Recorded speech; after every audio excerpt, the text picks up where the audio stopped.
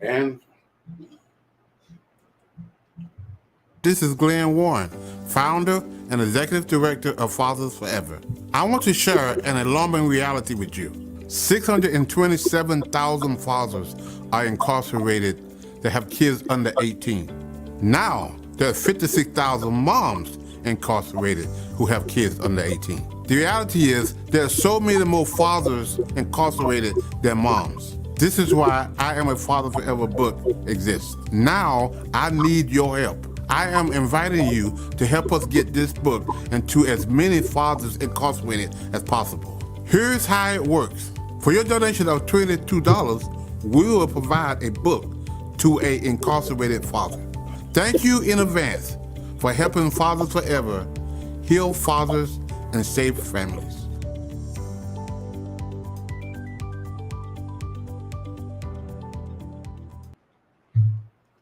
Glenn, yes, sir, we are. I like that commercial. I do too. It's, I love it. you did a great job with that one, and it's more to come. Welcome. Every day we get a little more polish put on us. Yes, and get us a little more relaxed. Yes. And then we are able to Take some of the deliver. nerve. Yeah, Take some of the nervous. yeah, we know more of this. Yeah. But how was your week so far? It's been good. It's been good. It's been Good. a little cooler this week. I thought was Goodness, yes. spring was here to stay, but it seemed like it's kind of in and out. But I think we're gonna get there. I'll be glad. I'll be glad. Yeah, I'll be glad. Yes. You use the heat, you use the AC in the same week. Yes. Same week, almost in the same day. Almost, yeah, definitely. Yes. Well, what's today's date? Today is today's my brother's birthday. I want to shout out to my brother. All right, let's do that. Edwin Warren. Today is his birthday. Okay, so He's today a couple years older than I am. So if I'm not gonna tell y'all how old I am. I'll tell you how old he is. Okay. I think he's 66 or 67. Okay. One of them. All right. So today, Happy birthday, my older brother. May 12th, May 12th. 2022. Happy 2022. birthday, Mr. Aaron Warren. Yes. Yes. Aaron donated. How many books he donated? He's donated 50 a books? bunch. Yeah. Over the last few months. I think we need to do a count on him. Yes. Last few months. He's been a consistent Every month he's been donor. Donating 5 or 6, 7 books every single month for the last. And truth be told, we want to commend and acknowledge all of our donors. Yes. I don't have all of your names in front of me right now, but we appreciate your contribution to this effort that we're running. And we can't do it alone. Nope, we cannot. And it's a blessing. It's a pleasure to work with our donors. Yes. To do this great work. Yes. And I think last week we delivered about 260 books. Yes. And to our partner CLI. Yes, CLI, Prison Alliance. Yes. And again, those books will then go as far as California. Yes. It depends on what their schedule is, but their reach extends from the East Coast to the West Coast of the United States. So we're thankful to partner with them. So we say hello to our friends over at CLI. We thank you for our partnership. Yes, absolutely. So last week we had an interesting conversation. We talked with several ladies, women who raised their children alone, or for the most part, they are the what's my word I want to call it? They are the parent that has the custody, basically, of the children. Yeah, custodial parent. Custodial parent. That's what I wanted. And that's how we help each other. So I was struggling for a word. Yes. You want to say hi to our viewers? Mm-hmm. Yeah. So absolutely, we want to say hi. Viewers, we're thanking you. We're growing our base, our client base, and we want more numbers, though. Yes. I know that we have some voyeurs out there. They choose to not let us know they're there, but if you're there, just type hello in the chat, and we'll acknowledge you. We always want to say hello to our viewers. Yes. And we thank you for joining us today. Yes. If someone wants to donate to Dads at a Distance, you can do it via Cash App at $Fathers Forever, or PayPal the @ Fathers Forever, and Yes. one book or 100 books. Yes. We don't mind one, but you know, if you want to do more than one, fine. But they're $22. Yes. And I think we talked about also, if someone doesn't have the monies to donate, we still can use them. Yes. Right. Yes. Each one of those books, we want to have a multitude of signatures and notes of encouraging notes in the book. Right. So if you don't have the money to purchase the book, that's fine. Come by our office, sit down, and we can give you as many books that you want to sign. Right. Right. Because we want, I think, James, last week we donated, one of the churches donated a lot of it. There was a lot of signatures and note on every page, every empty page. Right. And the thing about the James, we didn't ask the publisher to do this. Yes. But there's 3 blank pages at the back of the book. Right. That's normally not there. In my first 2 books, Mm-hmm. they weren't there. But in this last book, it's like there's 3 empty pages there. So it works out for our good. So let's we want use all it. those pages to be filled with encouraging notes Yes. and encouraging. You don't have to put your name on it.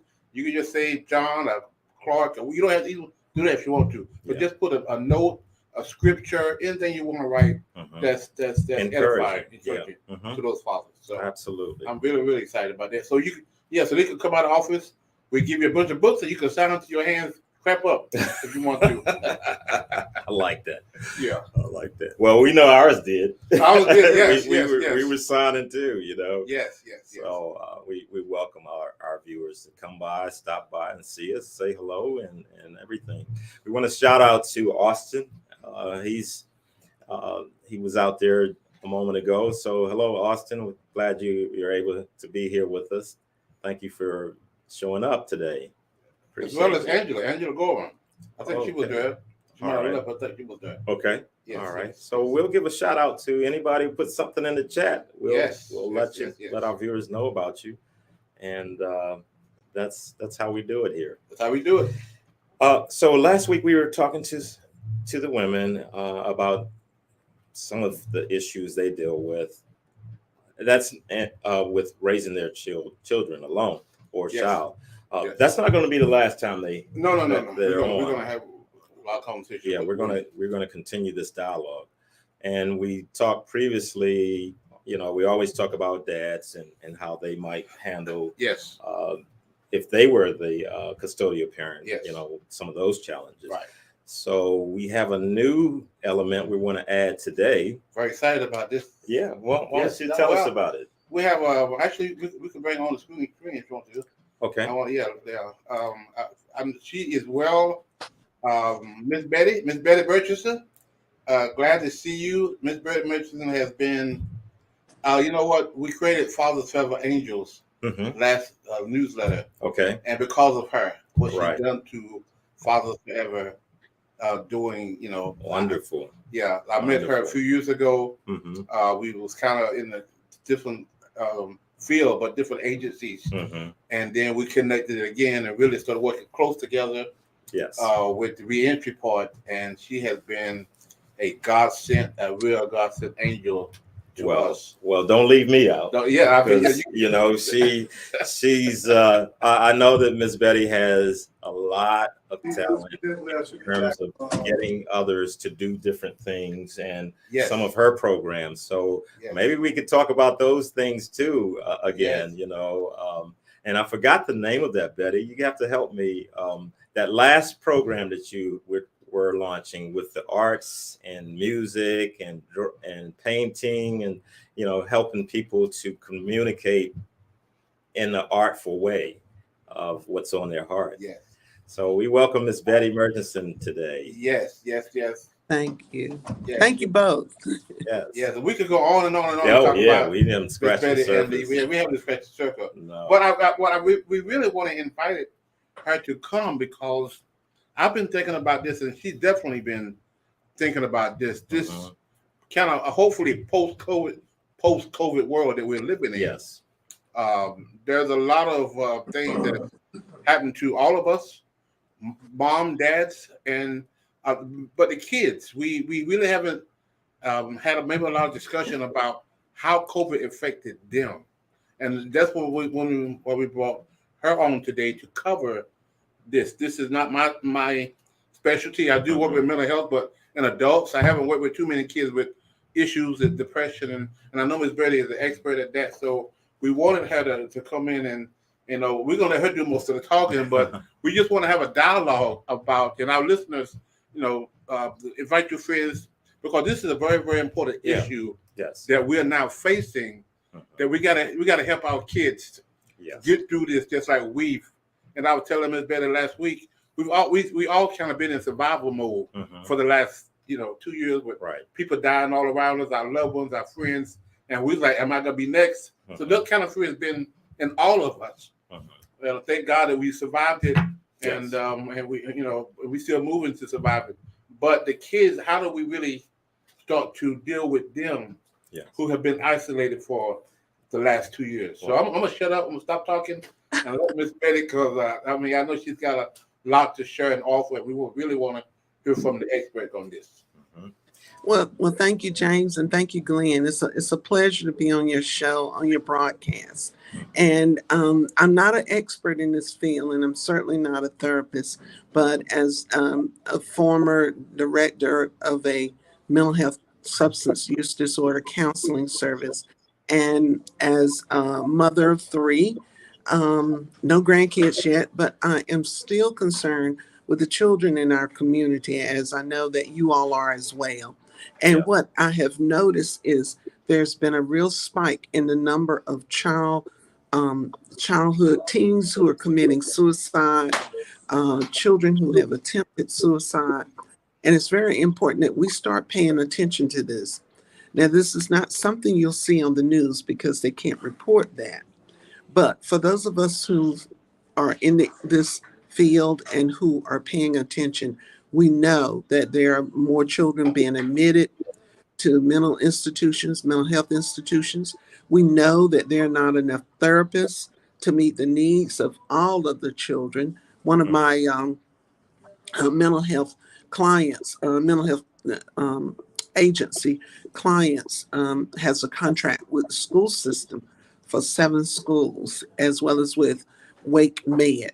And the referrals are through the roof. So many children are still suffering the effects of COVID, of being isolated, of not being in school, of all of the problems have been exacerbated. And because parents are really busy working on the things that they've got to be accountable for, on working on making money, on working on keeping your home, keeping your car, they're not always paying attention to the what's going on with their children. You might have a 9 or a 10-year-old who's wetting the bed again, or who is acting out in school, and parents just are so busy they're not even aware that their children are having suicidal ideations until it's too late. So it's very important that we pay attention to our children, that we make sure parents are aware, that they ask the children those tough questions. Have you been having suicidal thoughts? Have you been thinking about harming yourself? And another thing, I was talking to some more professionals recently, and many children are now cutting. They're cutting themselves, which is another way that you see children who are in crisis or in stress acting by harming themselves. And so I think it's very important that we just be aware, that we know the signs, know the signals, and seek help whenever it's needed. So Betty, if there are parents who may have done some of those things that you just mentioned, ask those tough questions, have seen a change in their behavior, what is the next step for a parent? What are some of the things that what can a parent do, and then where do they go to get help for their children? That's a very good question, James. I just saw a 6-minute segment on Sunday that showed children in Milwaukee. And the children were, one little 9-year-old boy was able to tell his mother, because his mom and dad were separated, and then COVID hit. and he was able to identify that he had suicidal thoughts. And so the mother immediately tried to get help, could not find therapists, took him to their general practitioner to see if he could help. And it was just a long wait list. And you will find that probably here in the Research Triangle area or wherever your viewers are calling in from. It's very possible that there are not enough therapists to take on new clients. But you can always find, if you go to the emergency room, usually you can get help right away because they can't turn you away there. And it's sad that our healthcare system is so fractured and so in such bad shape that we can't even take care of our children when they cry out for help. Right. And you know, I look at churches as a resource because within churches, I'm sure there's doctors, there are nurses, and there are probably therapists and things like that. It would be nice if there was some kind of collaboration with the community where they could then at least be listened to, you know, and directed to, or maybe get on that list.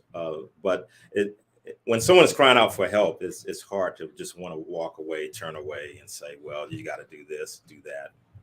Yeah. What do you think, Glenn? Well, and I think, Ms. Beth, as you said earlier, it's awareness, and we are so busy that we don't even. That's not been part of our thinking about our kids' mental health, right? You know, because we have again been in survival mode.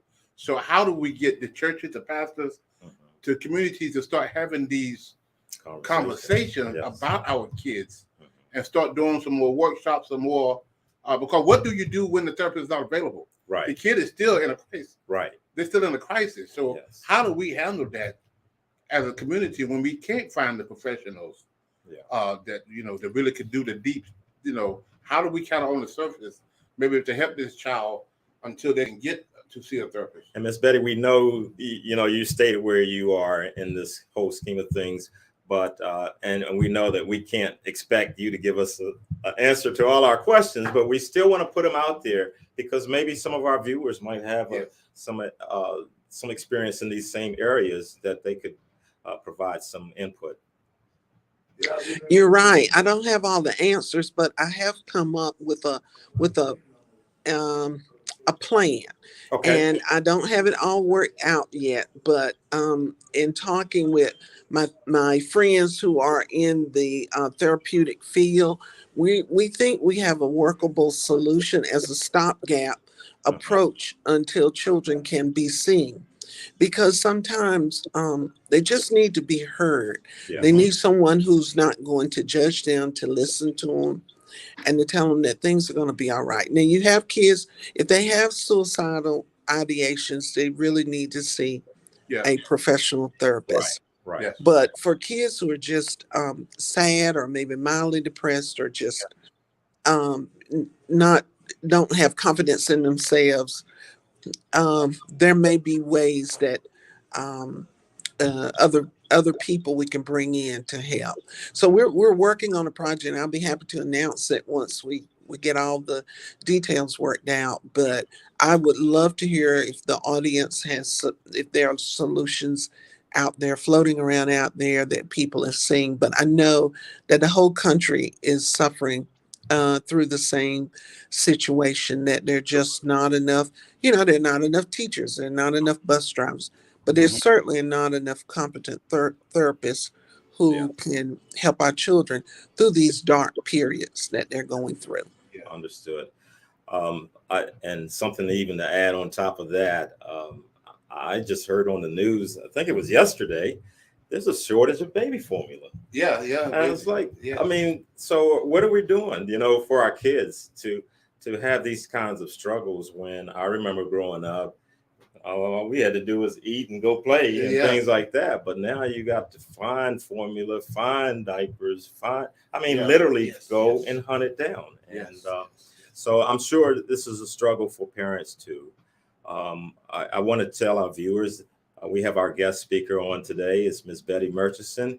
And if you missed our opening introduction, we just wanted to share This is Miss Betty. She's one of our partners here at Fathers Forever, and she has a wealth of experience and knowledge, and we're just tapping into it. Yes, and we're looking forward to this awareness piece, this plan, and I'd love to see how it works out. Yeah, we're beginning to talk.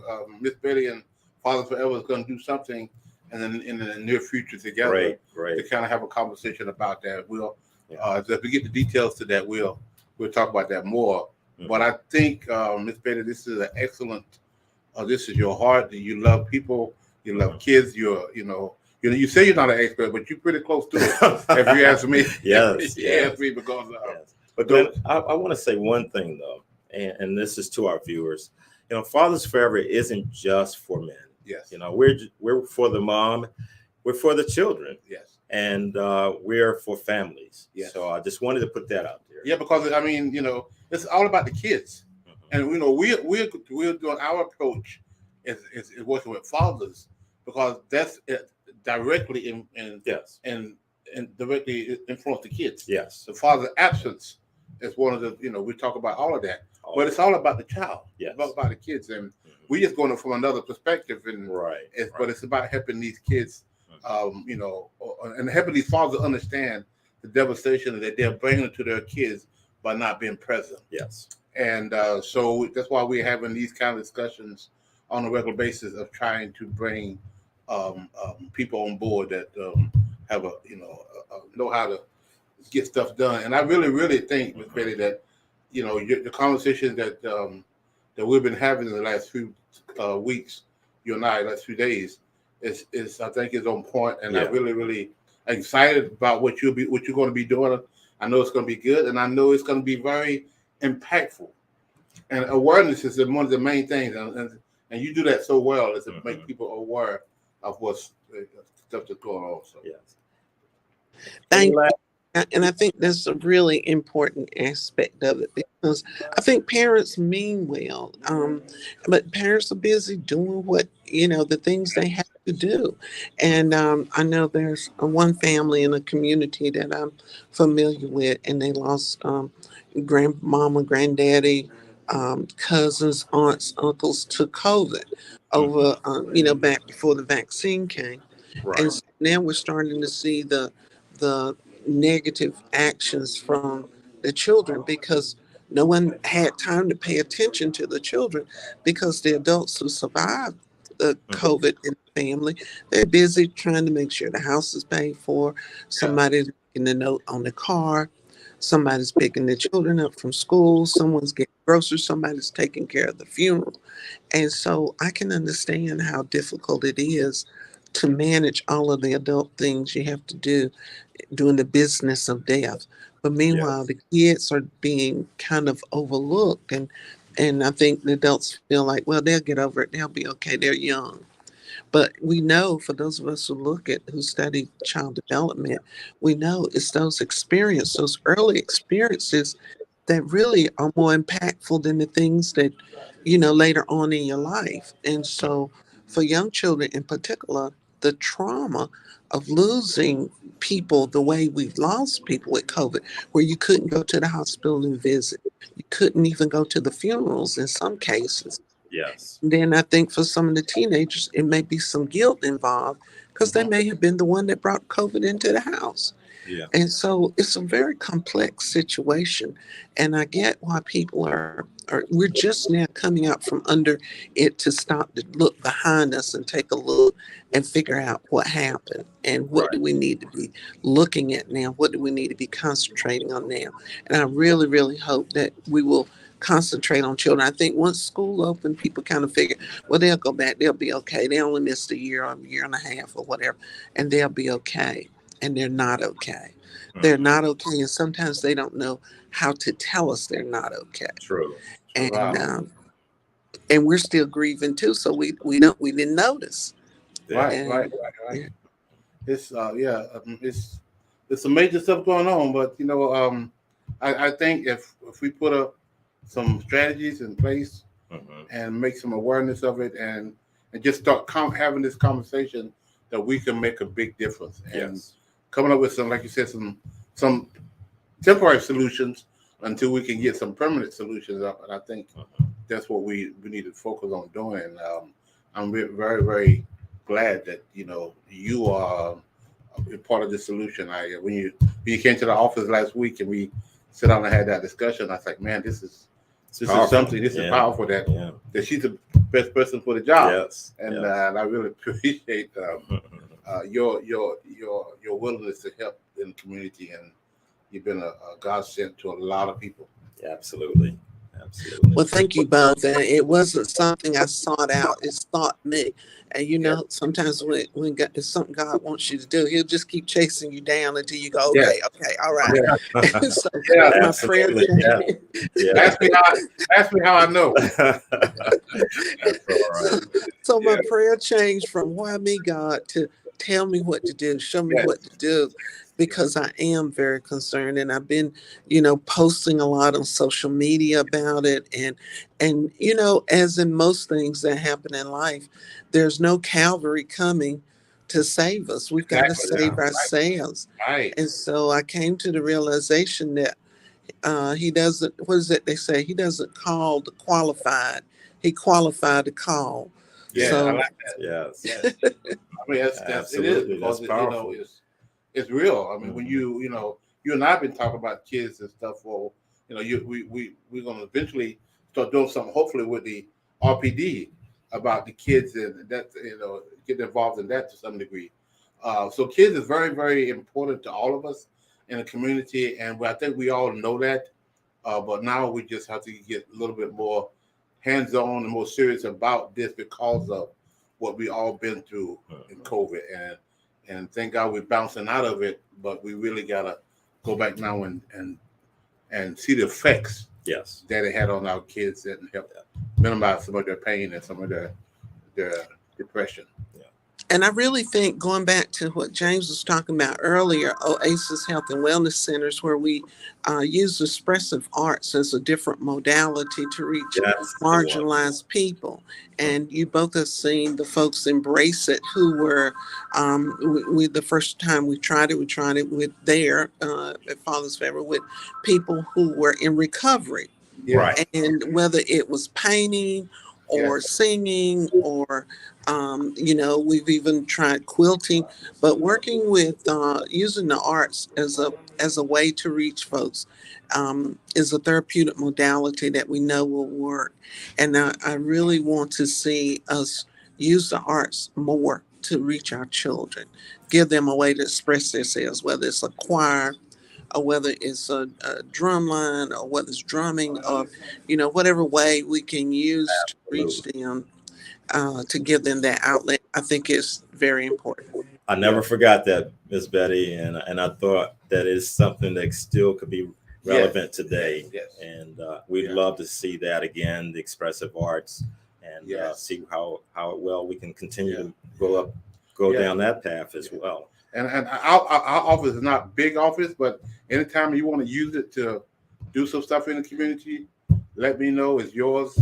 You have a key to it, and all I gotta do is take the code off. You got a key to the office, so you can use it anytime you want to. Because I really believe that this is what we are called here to do, is to help strengthen the community through fathers, through moms, and also through our kids. So we. So, Miss Betty, if someone wanted to contact you, should they just call here at the office and we'll then get that information to you, or what would you prefer? Well, sure.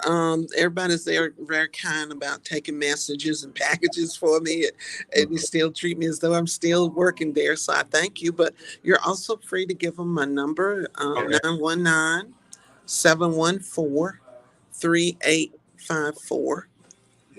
Or they can email me, and I'm sure that Jasmine will put it on a crawler. They can also email me at bettymurchison@gmail.com.